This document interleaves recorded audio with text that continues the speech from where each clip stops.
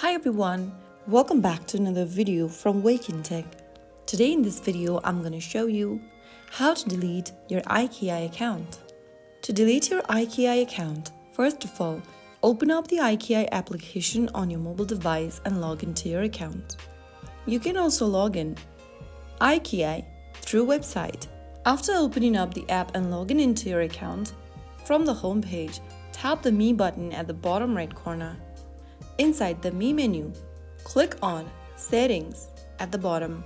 Now, click on Account and Security. You will be able to see the Delete Account button at the bottom of the screen.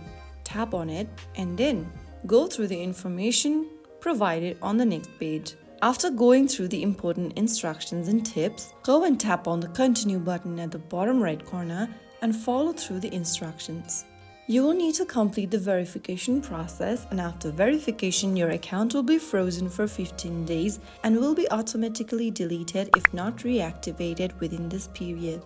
That is how you easily delete in just a couple of steps. If you found the video helpful, don't forget to like, share and subscribe to our channel by hitting that subscribe button. Press the notification bell so that you'll never miss another upcoming upload from us. I'll see you in the next video. Stay tuned till then.